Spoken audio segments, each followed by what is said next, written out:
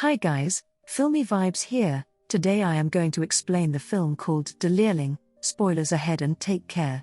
The movie begins with Lana, a 40-year-old woman who works as a teacher. She lives with her husband and their little daughter and appears to have a good life. Lana specializes in teaching high school students. One day she takes a surprise test in her class and asks all the students to perform well. After handing them some instructions, she tells them to start, but surprisingly a new student named Benny doesn't write a thing. He simply keeps staring at her as if he has become infatuated. Lana notices him doing this, but she doesn't say anything and walks away. The following day a student is giving a short presentation, when two arrogant girls scroll through their phones and giggle. Lana tells them to put their phones away and focus on the presentation, but they do not listen. They continue disturbing the class by making noise. Having had enough, Lana approaches them and orders them to hand over their phones. One of them obliges, but before she leaves the room she curses at Lana. Hearing this, the entire class starts laughing, but the new boy Benny appears to be angry. The same day as Lana is having tea, she notices that the same girl who cursed at her earlier is being harassed by a boy. It is none other than Benny. He throws her bag on the floor and even checks her bicycle away. It is evident that he is punishing her for making fun of their teacher. Lana is confused as to why the new student would do something like this. Hence, to find answers, she calls Benny to an isolated room for a private conversation, but the moment he enters, the atmosphere between the two becomes pretty awkward. To break the ice, Lana inquires if he is enjoying his new school. Then he does not reply to the question, and instead he asks what she wants from him. Lana tries to explain that she is simply concerned about his studies. She also tells him that she didn't like how he was mistreating his classmate. As Lana continues explaining, she accidentally touches Benny's knee. This makes him assume that she is into him. Lana inquires if he needs any help from her, but Benny replies that she cannot help him. He then starts smiling and asks if they are done for today. Lana says yes and leaves the room, hence putting an end to this super awkward conversation. In the evening, Lana is at home checking the test results of the students on her computer. When she comes across Benny's report, she finds that his marks are extremely low as compared to his classmates. This makes her worried and she starts wondering how to assist him. Just then her daughter arrives, so Lana quickly turns off the computer.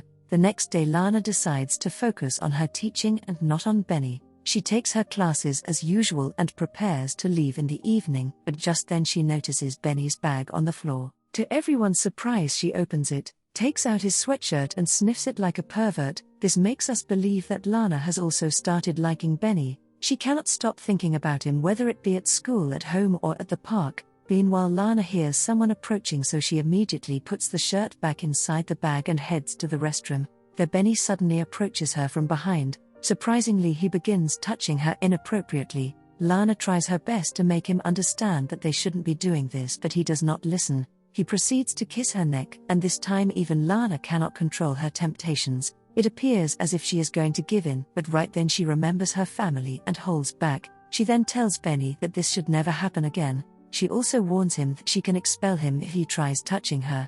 As Lana walks away, Benny assumes that even she wants him. In response, she says that she cannot have feelings for her students because they are all minors. However, deep down she knows that she has fallen for him. Even at night she cannot stop thinking about the bathroom incident. It appears as if Benny has hypnotized her completely. The following day at school, Lana tries to stay focused on her work. She assigns all the students with some classwork, but as expected, Benny is uninterested. He simply keeps staring at her. Lana tries to signal him to focus on his work, but Benny does not oblige. After the class, he approaches her and makes a proposition. He says that they can go on a date and sort out their feelings for one another. However, Lana firmly says no. She then explains that whatever happened between them was a mistake and that it is never going to happen again. Saying this, she walks away. In the evening, Lana arrives at the parking lot only to find that her car has been completely vandalized. The door has been scratched while the mirrors have been shattered. Lana looks around but doesn't see anyone.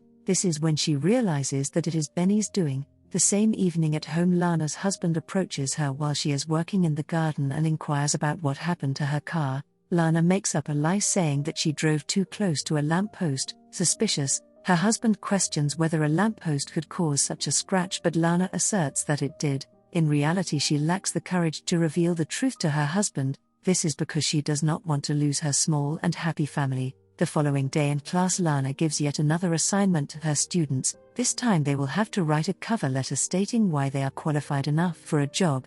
Lana then asks if anyone has any questions and Benny raises his hand. He asks if it is necessary to go to any extent just to get a job, implying the double meaning of the joke. Hearing this, the entire class bursts out in laughter, making Lana angry. She orders Benny to report himself to the principal's office. Infuriated, Lana picks up his bag and throws it outside. She then shouts at him to get out of the classroom. Sadly, the other students take Benny's side to start cheering for him. One of them even throws a duster at the board, which almost hits Lana, so she simply walks out of the classroom. One day at home, Lana is reading a book for her daughter when the telephone suddenly rings. Lana picks it up, but no one speaks from the other end. This goes on for a while and Lana finally realizes that it's Benny, hence she unplugs the phone and continues reading the book for her daughter. Shortly after, Lana arrives at school, but when she sees Benny, she hesitates to enter, so she pretends to be sick and takes the day off. Even the next day she doesn't go to school. Instead, she pulls over at her riverside and enjoys an apple. After a while, she decides to visit a museum to clear her mind. Lana is having a good time there when suddenly she sees Benny. It appears as if he has followed her here. Panicked, Lana attempts to run away from the place but ends up getting stuck inside the elevator with him, now with the woman of his dreams right in front of her. Then he starts touching and caressing Lana gently. He does it so well that she cannot control her emotions and attempts to kiss him. However, every time she lunges at him, Benny holds back. He seems to be playing a game which Lana cannot seem to comprehend. The next day, Lana finally goes to school. However, instead of going to the class as usual, she sneaks inside the staff room and steals the upcoming examinations paper. Then she places it inside Benny's coat. Her plan is to expel him from the school by framing him. Later, during the lunch hour, all the students are having their meal in the cafeteria, while Lana is sipping tea with other teachers. As per her plan, Benny is detained by security and expelled from school for stealing exam papers. Lana is over the moon, realizing that Benny is not going to trouble her anymore. However, just after some days, she starts missing him. She reminisces about the times he fondled her in the bathroom and then in the elevator. She also misses his seductive stare and handsome face. Lana becomes so desperate that she even starts fantasizing about being intimate with him. One day, Lana takes her daughter to a bookstore to buy her a present. After a while, she prepares to leave, but when she looks around, her daughter is missing. Panicked, Lana searches the entire place, but the little girl is nowhere to be found. Hence, Lana immediately heads to the police station and files a missing child's report. Later, Lana along with the cops are going through the CCTV footage. When she spots Benny, this almost gives her a heart attack, but before she can inform the cops about it,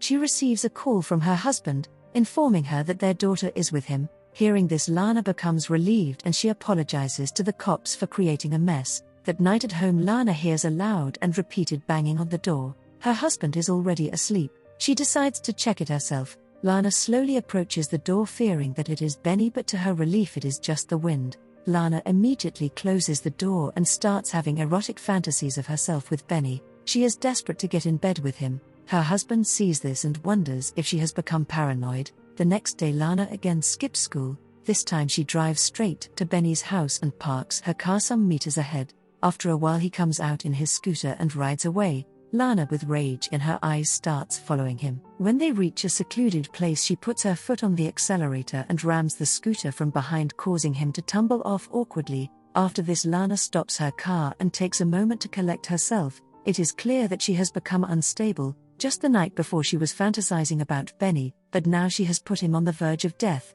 The movie ends as Lana slowly walks out of her car, probably to check if Benny has died. Subscribe for more videos like this. Turn the notifications on so you won't miss any of our new videos. Thank you.